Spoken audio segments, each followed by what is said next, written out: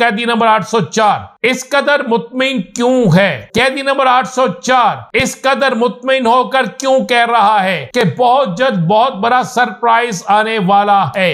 हुकूमत अभी बनी नहीं, हुकूमत के बनने में अभी काफी दिन बाकी हैं। सियासी जमातों के पहलवान मैदान में उतर चुके हैं, सियासी खारा सज चुका है। अब इस खारे में कौन जीतेगा कौन हारेगा इसका फैसला अभी बहुत दिन बाद होना है। हुकूमत बनने से पहले ही हुकूमत खतरे में है। कैदी नंबर 804 से रोजाना की सतह पर मुलाकातें शुरू हो गई हैं और इन मुलाकातों में कौन किसका पैगाम ला रहा है ये भी आपको बताएंगे। बड़ा अपसेट होगा, ये बड़ा अपसेट कब होगा ये आपको बताएंगे।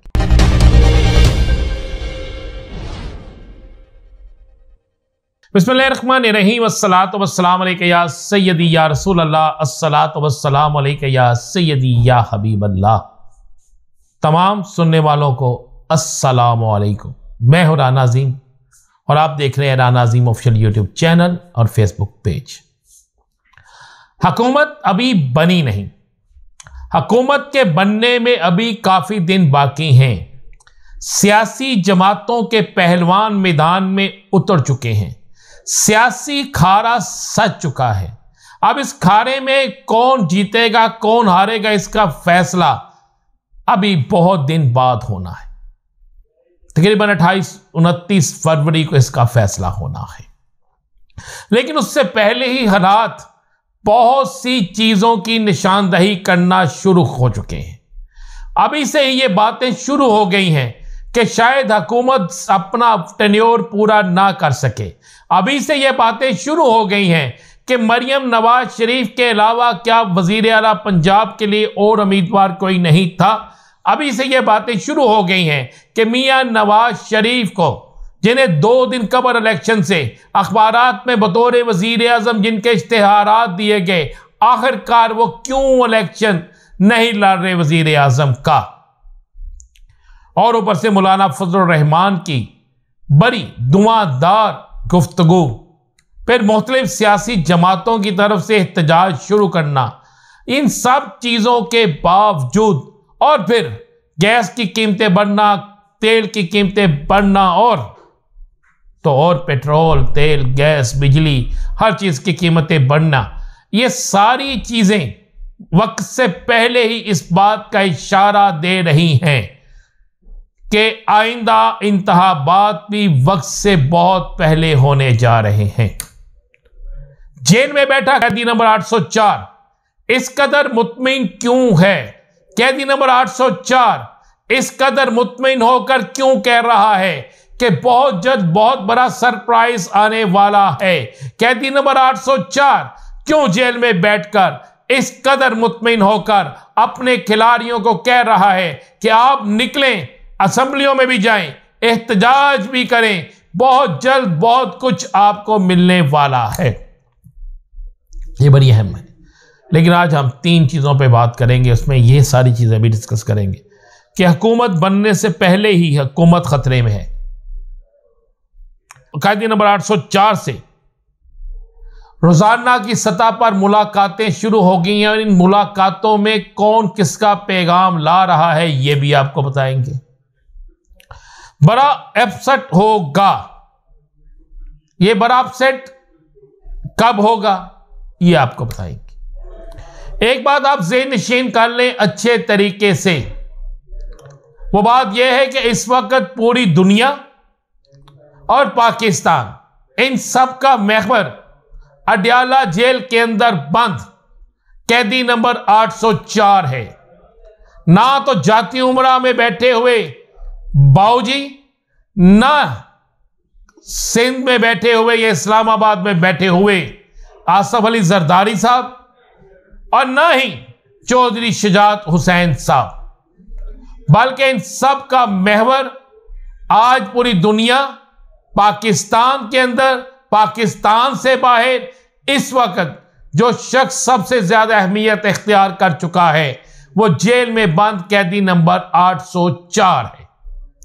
अब कैदी नंबर 804 से बज़ाहिर तो मुलाकातें तहरीक इंसाफ के रहनुमाओं की हो रही हैं, बज़ाहिर तो मुलाकातें तहरीक इंसाफ के अहम रहनुमाओं के साथ साथ वकला की हो रही हैं। बज़ाहिर तो मुलाकातें उन तमाम लोगों की हो रही हैं ये जो लोग पीटीआई से किसी ना किसी लिहाज से या कप्तान के साथ किसी ना किसी लिहाज से मुतअल्लिका हैं। लेकिन आपको यह खबर दे रहा हूं, इनमें से बहुत सी मुलाकातें ऐसी हैं जो बाइट से मिलने वाला पैगाम कप्तान तक लेकर जा रही हैं और इस पैगाम में यही कहा जा रहा है कि पाकिस्तान की मुआशी सूरत हाल के लिए आपका किरदार इंतहाई अहम है।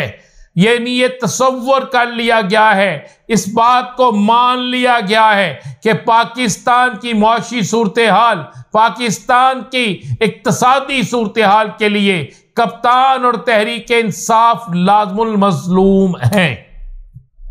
और यही बात वक्त से पहले हम बता चुके थे, इसलिए आपको यह खबर दे रहा हूं कि आइंदा चंद रोज में मजीद होने वाली मुलाकातों के बाद आपको बड़ा नतीजा निकलता हुआ नजर आएगा। ये जो बड़ी मुलाकातें हो रही हैं, ये जो बड़ी मुलाकातें होंगी, इन मुलाकातों के अंदर वाज़े तौर पर बहुत सी चीजें नजर आएंगी। इन मुलाकातों के अंदर वाज़े तौर पर आपको ये चीजें समझ आ जाएंगी कि पाकिस्तान की सियासत किस तरफ जा रही है। आपको ये चीजें मालूम हो जाएंगी कि पाकिस्तान की सियासत क्या करवट ले रही है। आप ये बात समझ जाएंगे कि बहुत जल्द तहरीक इंसाफ का वक्त आने वाला है। इस बात को नोट कर लीजिए।